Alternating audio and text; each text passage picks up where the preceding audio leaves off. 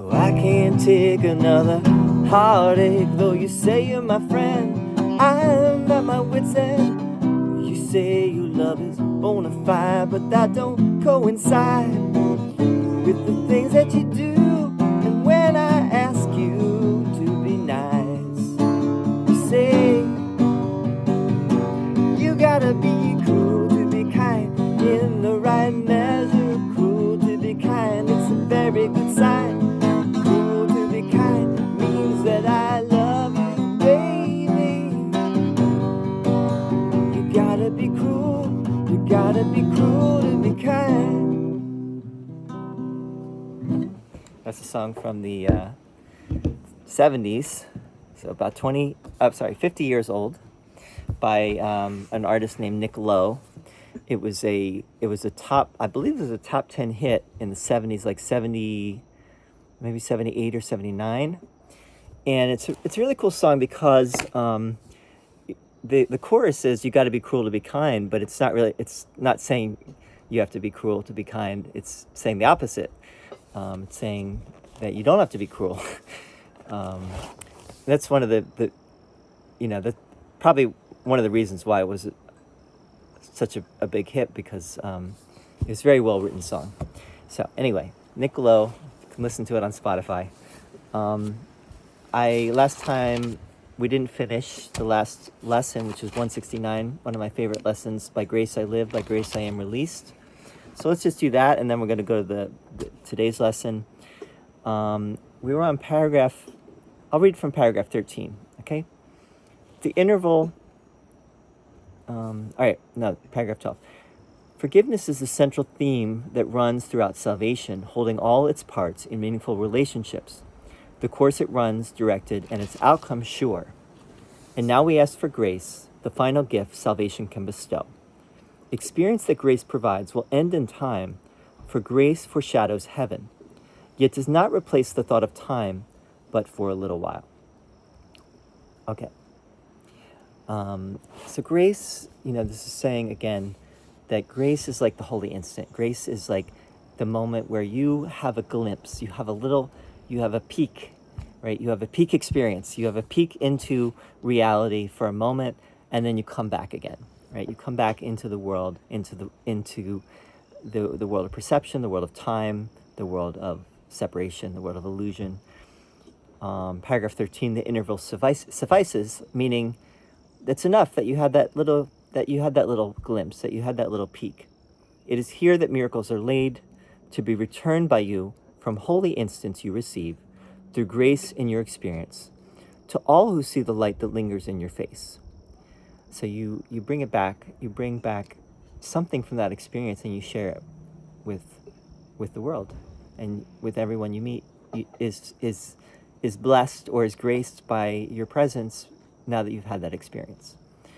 What is the face of Christ but his who went a moment into timelessness and brought a clear reflection of the unity he felt, an instant back to bless the world? How could you finally attain to it forever, while a part of you remains outside, unknowing, unawakened, and in need of you as witness to the truth?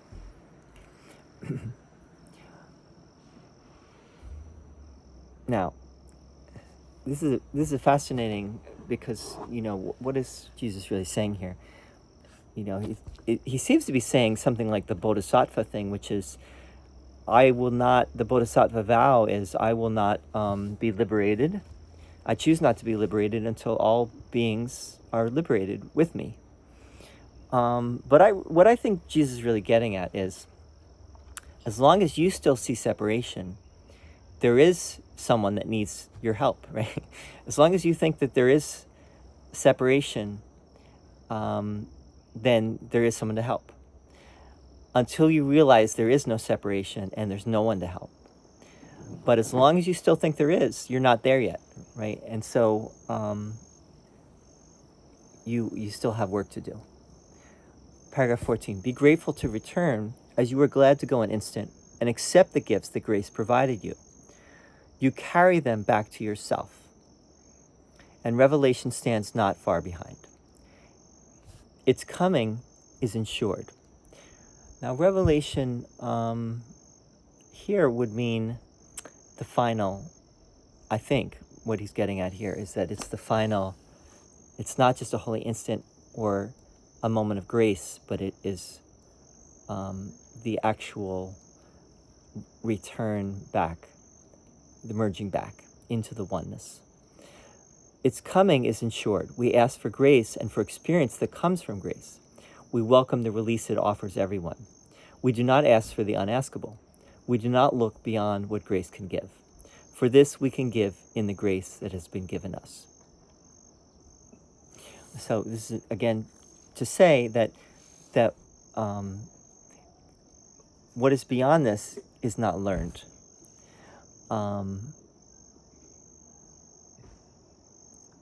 The learning of this course, what this course is presenting, it's a course, right? We're learning something. We're learning to unlearn. We're learning to undo the ego.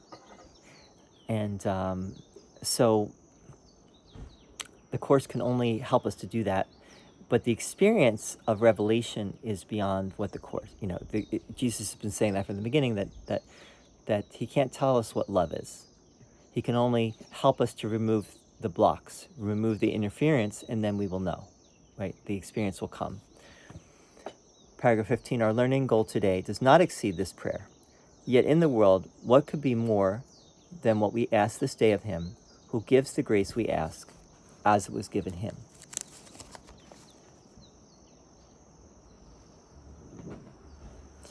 By grace I live, by grace I am released, by grace I give, by grace I will release. So we receive it, and then we give it, and in the giving, we receive more, even more. That's how it works. Okay. So, lesson: by grace I live, by grace I am released, by grace I give, by grace I will release. Lesson 170 now. There is no cruelty in God and none in me. Also one of my favorite lessons. I think about this one a lot.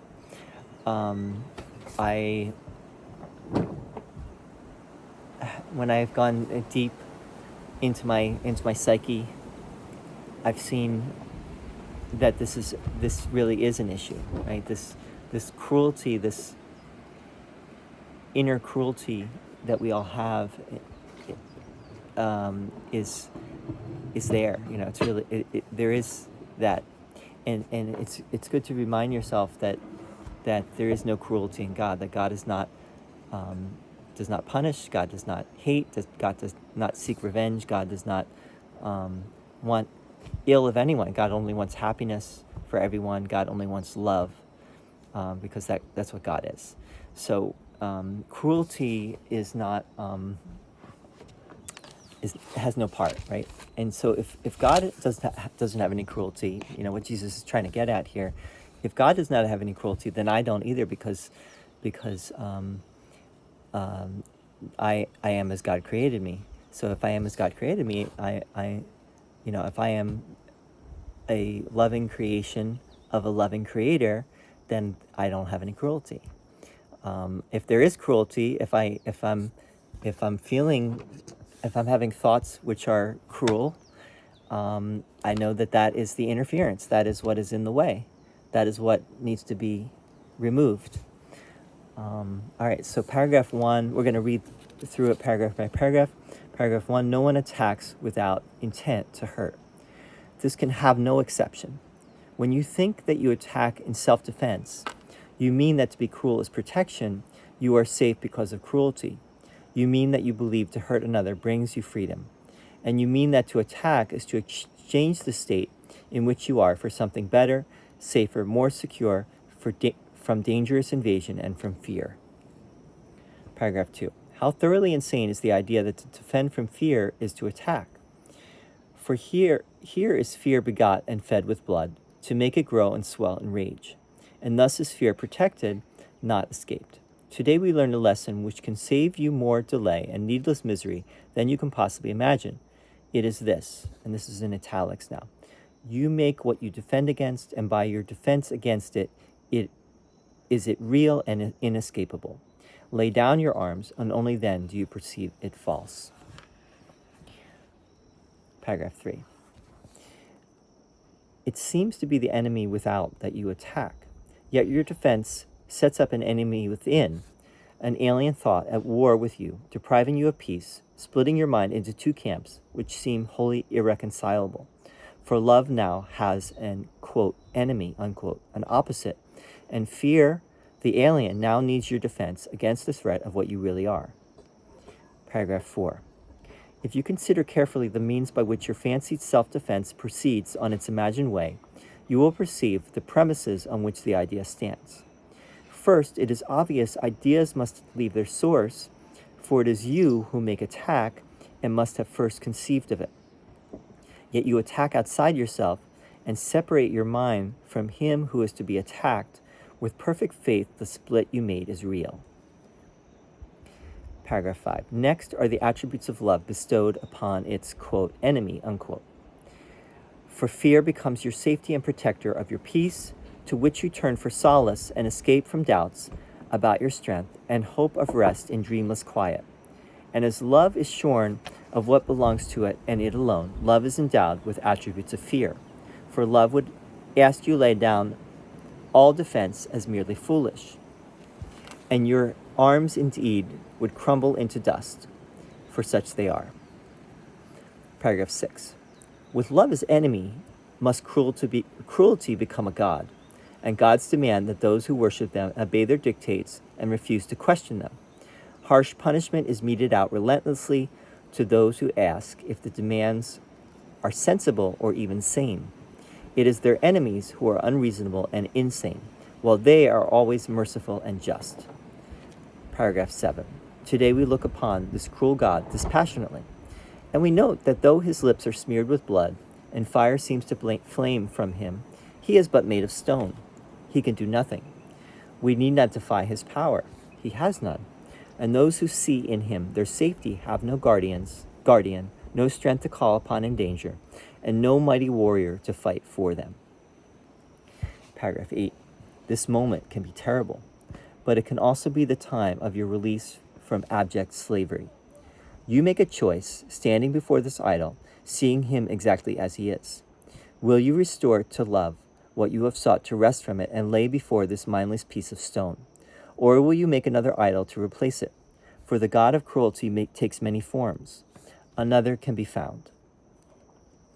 Paragraph 9. Yet, do not think that fear is the escape from fear. Let us remember what the text has stressed about the obstacles to peace.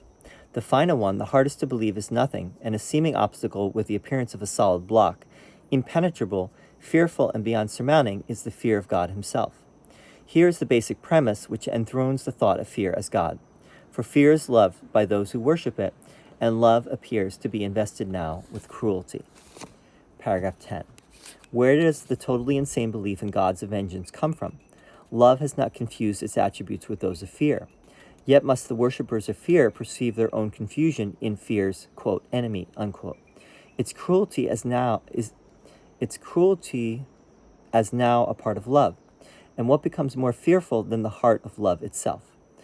The blood appears to be upon his lips, the fire comes from him, and he is terrible above all else, cruel above conception, striking down all who acknowledge him to be their God. Paragraph 11. The choice you make today is certain, for you look for the last time upon this bit of carven stone you made, and call it God no longer. You have reached this place before, but you have chosen that this cruel God remain with you in still another form. And so the fear of God returned with you. This time you leave it there, and you return to a new world unburdened by its weight, beheld not in its sightless eyes, but in the vision that your choice restored to you. Paragraph 12. Now do your eyes belong to Christ, and he looks through them. Now your voice belongs to God and echoes his, and now your heart remains at peace forever. You have chosen him in place of idols, and your attributes, given by your Creator, are restored to you at last. The call for God is heard and answered. Now has fear made way for love, as God himself replaces cruelty. And this last part is a prayer, and it's all in italics. Father, we are like you. No cruelty abides in us, for there is none in you.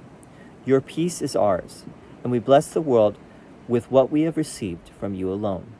We choose again, and make our choice for all our brothers, knowing they are one with us.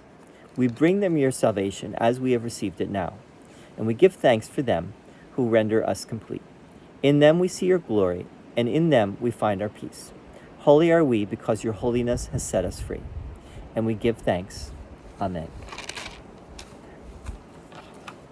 All right, I'm going to read through this again. This is a challenging one. We're going to go through it paragraph by paragraph. We're going to try to see what we can find, glean what we can glean from reading it a little bit more closely and a little bit more slowly. We'll just go on. There is no cruelty in God and none in me. Paragraph 1. No one attacks without intent to hurt. This can have no exception.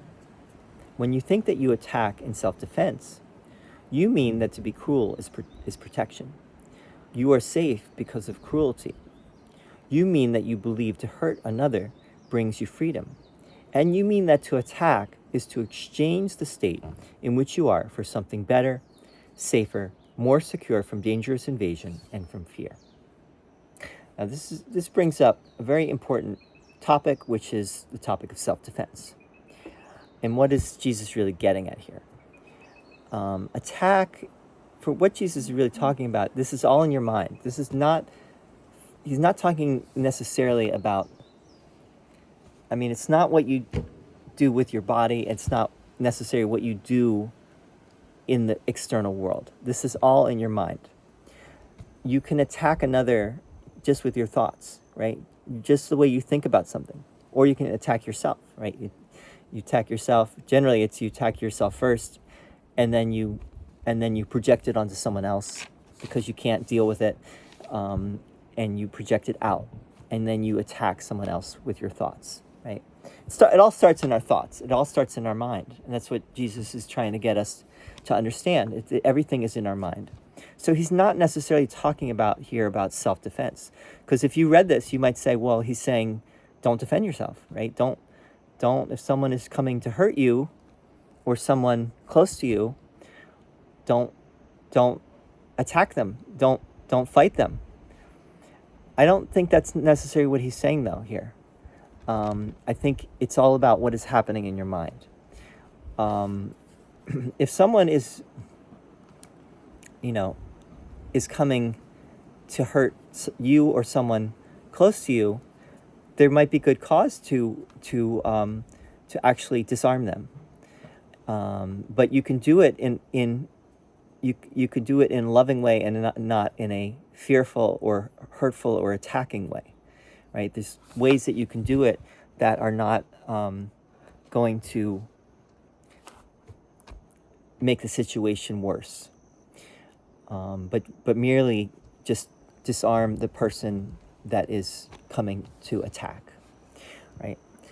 But that's let's not get into that so much right now. But the point is, this is all, and I'm pointing to my head, but it's in our mind, not our brain, right? This is all in our mind. It's all about how you think, what your thoughts, whether your thoughts are peaceful, loving, kind, and compassionate, or are they thoughts of attack and revenge and anger and disgust and all those other things. So, right, paragraph 2. How thoroughly insane is the idea that to defend from fear is to attack?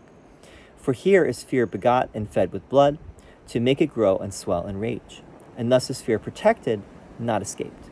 Today we learned a lesson which can save you more delay and needless misery than you can possibly imagine. It is this, and then in italics, you make what you defend against, and by your own defense against it, it is real and inescapable. Lay down your arms, and only then do you perceive it false. All right, so Jesus is going to be making the point here. He's starting to make it right now. He's going to be making the point that that all you need to do with fear is just look at it, right? You just have to calmly observe it and realize it is nothing, and it has no power over you unless you give it power. If you give it power, then you're feeding it. That's what he's saying here. That if you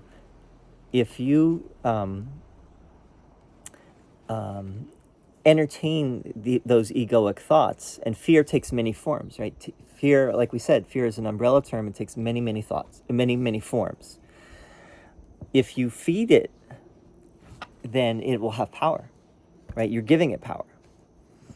As long as you're not feeding it, and it's like that story of the two wolves, right? Whichever wolf you feed is the one that has power. If you're giving your energy to love, and to acceptance and understanding and all the things of love and forgiveness, then that will have power.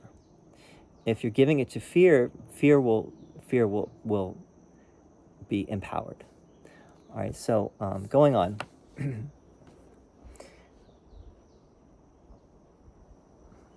And also keep in mind that fear is our own making. We make it in order to keep the game of life going, right? The illusion of life. And so we're fighting against something that we have made, an idol that we have made. Paragraph 3. It seems to be the enemy without that you attack, yet your defense sets up an enemy within, an alien thought at war with you, depriving you of peace, splitting your mind into two camps which seem wholly irreconcilable. For love now has an, quote, enemy, unquote, an opposite, and fear, the alien, now needs your defense against the threat of what you really are.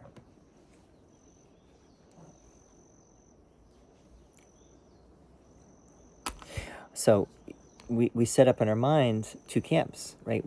There's a battle going on between love and fear. We keep going from one to the other. We can't stay put in one camp, right? We keep and we see these as irreconcilable, and they're at war, and the war is constant and eternal. It's going on. There's no stopping it. It will just keep happening, and there's no end to it. So we think, right? But Jesus is giving us the way to end the war, right? To lay down our arms once and for all, if we want that, only if you want that. I want to just mention that I think a lot about Gandhi, because Gandhi, he loved the Bhagavad Gita, and he was a complete pacifist. He didn't believe in self-defense. He believed that if someone was coming to hurt you, that you let them, that you don't fight them at all. And he understood the Bhagavad Gita that way. He thought the Bhagavad Gita was like an allegory, and it wasn't literally true. And there's a whole book called the Gita according to Gandhi, which I haven't read. I read some of it, but I didn't read all of it, so I want to read that. But anyway, I think Gandhi, again, was kind of missing the point in the sense that it's all about what's in your mind, not what you actually do, but it's how you're perceiving. You can perceive something in a right-minded way, and you can act in a way, like I said, to disarm someone. And you can also perceive something in a wrong-minded way, and you can try to disarm someone, but it won't have the same effect. What Jesus is saying, it's not going to have the same effect as if you disarm them from a place of love and acceptance, as opposed to anger and judgment and attack.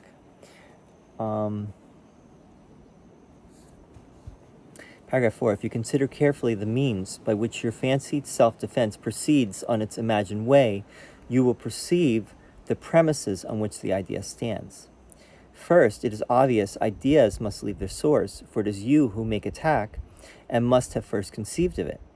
Yet you attack outside yourself and separate your mind from him who is to be attacked. With perfect faith, the split you made is real. So this is getting at this idea that Jesus keeps bringing, which is that the ideas leave not their source. Ideas do not leave their source. In a way, this whole world that we perceive right now, it is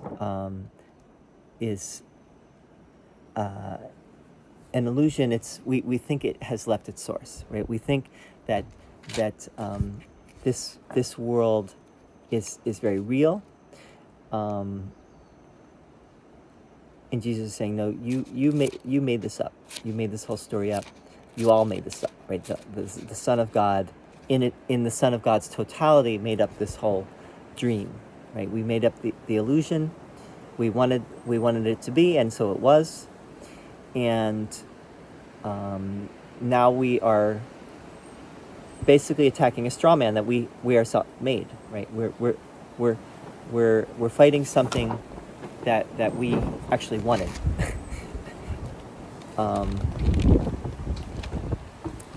And the only way to make it real for us is to make it seem as if there's something outside of ourselves that we can attack, right? So there are other people now. Now there are other people that have done us wrong, have treated us unfairly, and so we are justified in attacking them, and then keeping the cycle of fear going.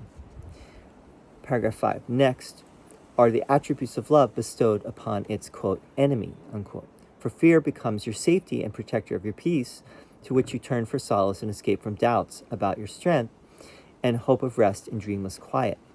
And as love is shorn of what belongs to it and it alone, love is endowed with attributes of fear. For love would ask you lay down all defense as merely foolish, and your arms indeed would crumble into dust, for such they are. This is a difficult paragraph. Now we're making, Jesus is getting at the idea that we're making love into fear and fear into love, right? We love fear and we hate love. And love has now become our enemy.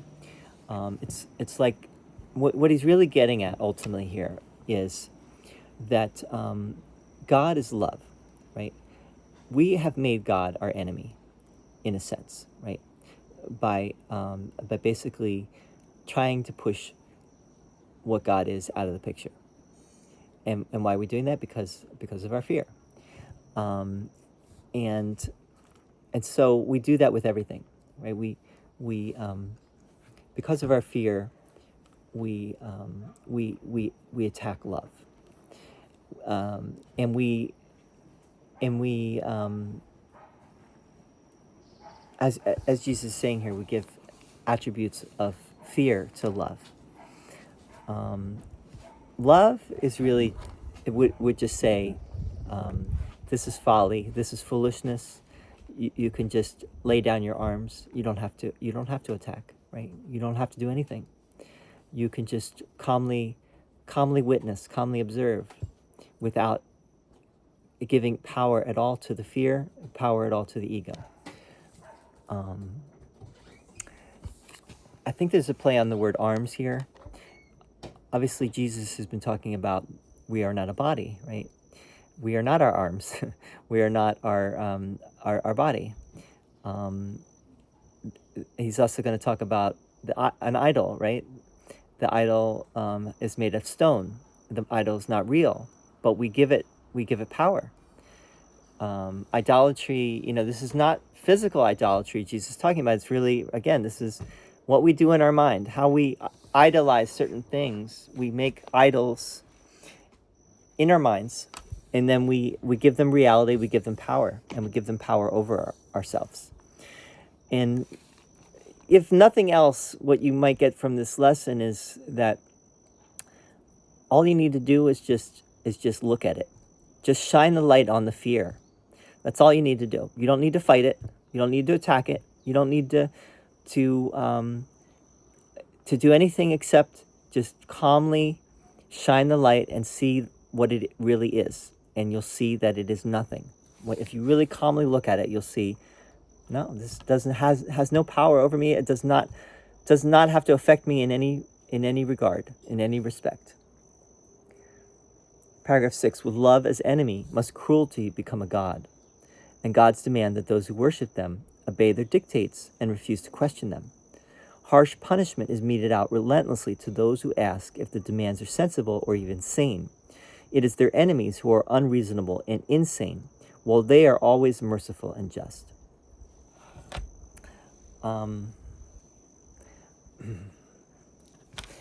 Cruelty comes in as soon as you have an enemy, as soon as you have an opposite, as soon as you have duality, you have to have good and bad. You have to have the hero and the villain. You have to have the friend and the enemy. And that's where cruelty will come in. And the God of cruelty, what Jesus is getting at here is that all of this whole game of life can be unraveled very easily as soon as we start to question it. But when we cannot question it, that's the God of cruelty. Is like, no, you must follow my dictates. Do not question me. Do not question my authority. This is like the ego that we've made our authority, right? The ego does not want to be questioned. The ego does not allow for questioning. The ego wants us to remain mindless. The ego wants us to not realize that the power is within us. Paragraph 7. Today we look upon this cruel God dispassionately, and we note that though his lips are smeared with blood, and fire seems to flame from him, he is but made of stone. He can do nothing. We need not defy his power. He has none. And those who see in him their safety have no guardian, no strength to call upon in danger, and no mighty warrior to fight for them.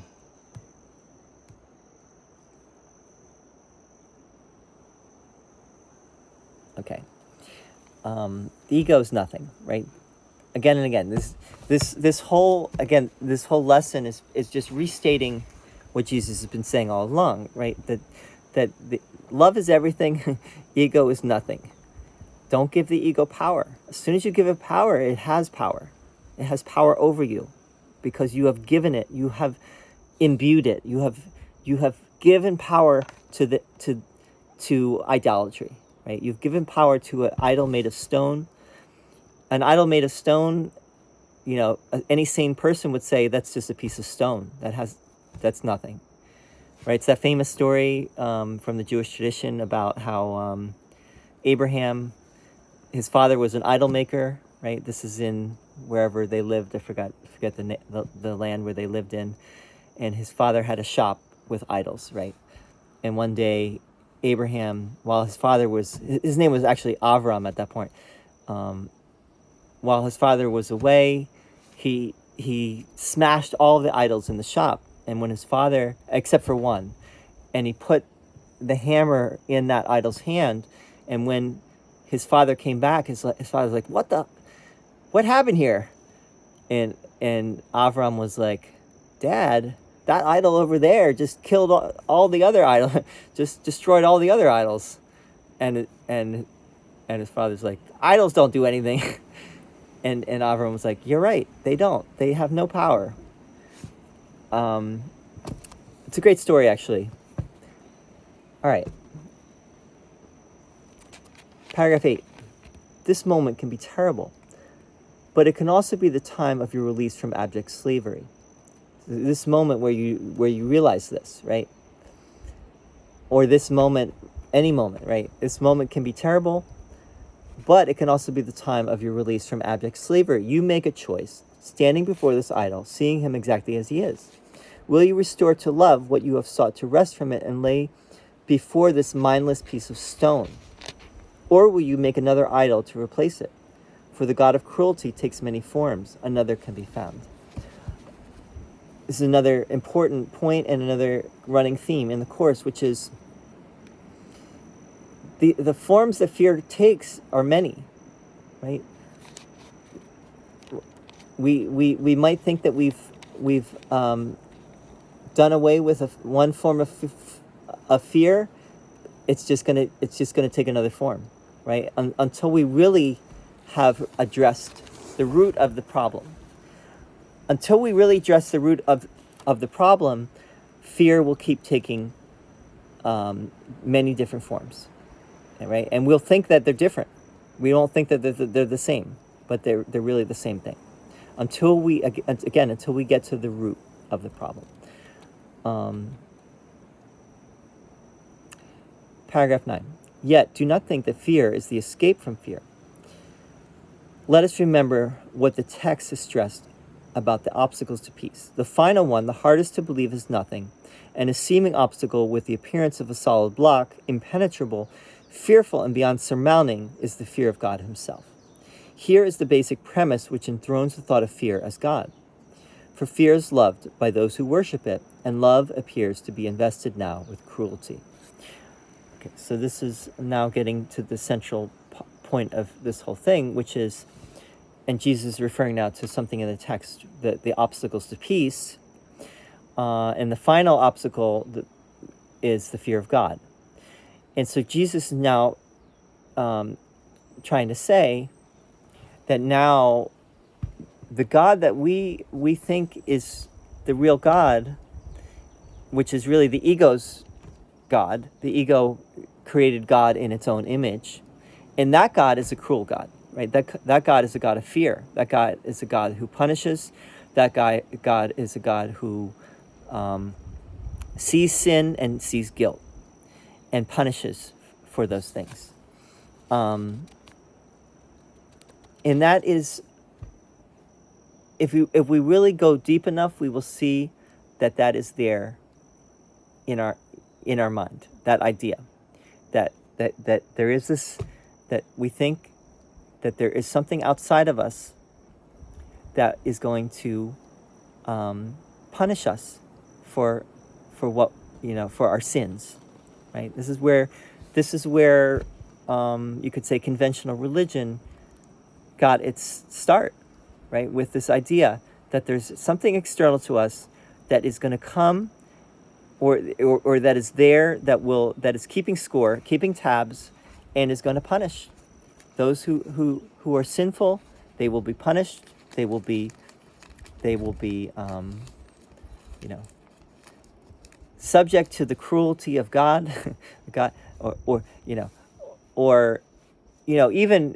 even more cruel is a seeming innocent person who we think is innocent, who suffers unfairly. And that seems to be cruel, right? And we talk about your cruel fate, or cruel, how life can be cruel. But ultimately, it goes back to this idea that there's something running the show that is cruel, right? And Jesus is trying to say over and over again, no, God is love. God is not. There is no cruelty, right? If there's no cruelty in God, and I am a creation of God, and God can only create by himself, like himself. Sorry, God can only create like God's self. Then I must be love as well, right? And I must not have any cruelty either. Paragraph 10. Where does a totally insane belief in God's vengeance come from? Love has not confused its attributes with those of fear. Yet must the worshippers of fear perceive their own confusion in fear's, quote, enemy, unquote. Its cruelty is now a part of love. And what becomes more fearful than the heart of love itself? The blood appears to be upon his lips. The fire comes from him. And he is terrible above all else, cruel beyond conception, striking down all who acknowledge him to be their God. So Jesus is saying here, God has not changed, right? God as love has never changed. But we have changed. We have projected onto God, who is only love, these attributes of fear, and now we see God as fearful. And we see, again, God as an avenger. God is going to punish. God is going to get you, for your sins. And that is just a projection. That is the ego's projection. That is an idea made by the ego. And the ego is totally unreal. So that idea is totally unreal. God has never changed, right? That's the atonement principle, is that God is still the same love that God has always been. It is only we who have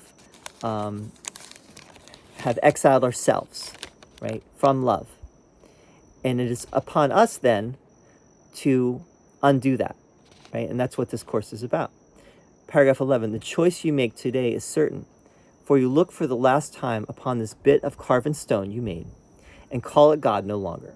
You have reached this place before, but you have chosen that this cruel God remain with you in still another form.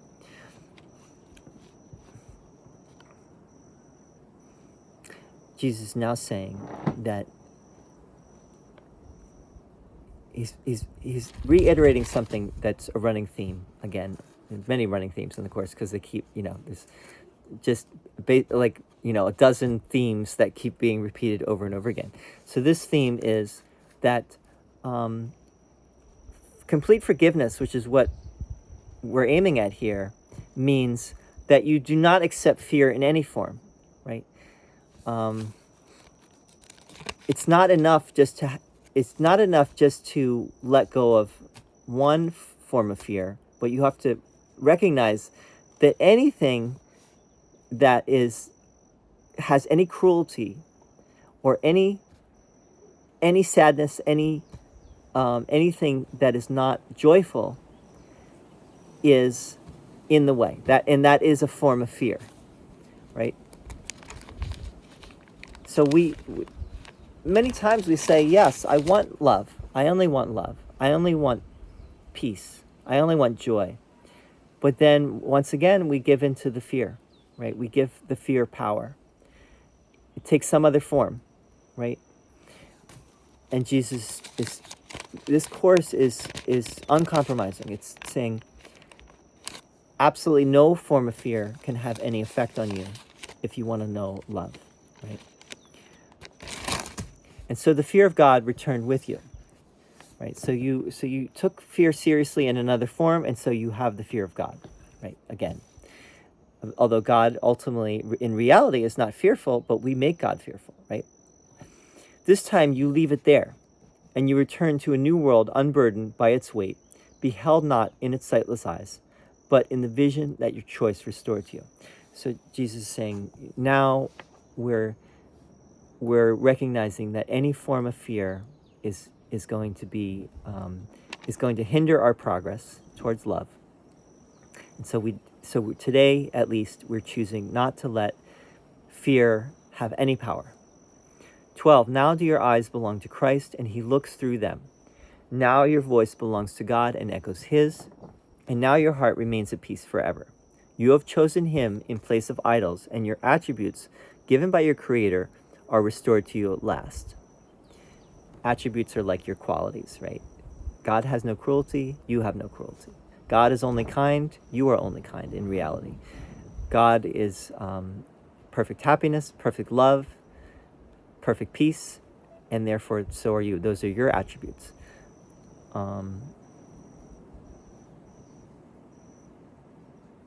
Your voice is God's voice, right? Not any different. You have chosen him in place of idols, and your attributes given by your Creator are restored to you at last. The call for God is heard and answered.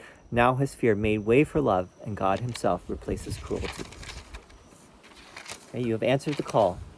You've listened to that voice of love, the voice of the Holy Spirit within you, and you have answered the call, and now you are understanding what God really is, beginning to understand, right? Or maybe fully understand. Maybe you're going to have a moment of a holy instant, or a moment of grace. It's possible, right? It's possible that will happen through doing this today. Paragraph 13. This is in italics. This is a little prayer. Father, we are like you. No cruelty abides in us, for there is none in you. Your peace is ours, and we bless the world with what we have received from you alone. We choose again and make our choice for all our brothers, knowing that they are one with us. We bring them your salvation as we have received it now, and we give thanks for them who render us complete. In them we see your glory, and in them we find our peace. Holy are we, because your holiness has set us free. And we give thanks. Amen. So we give thanks. We offer this gift to everyone we meet. And we give thanks to everyone we meet.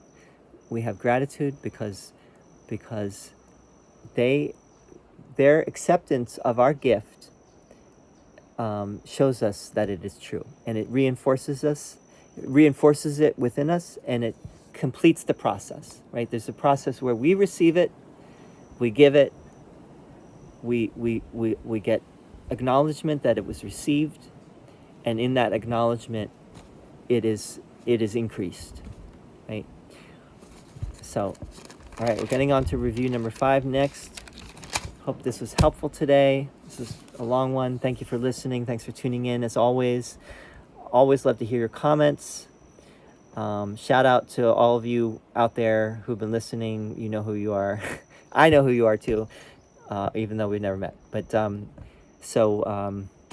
yeah, going on, moving forward. Hope this is helping. I'm sure it is. And we'll see you on the brother side or the sister side. Whatever side. The mother side. How about that? All right. See you soon. Bye.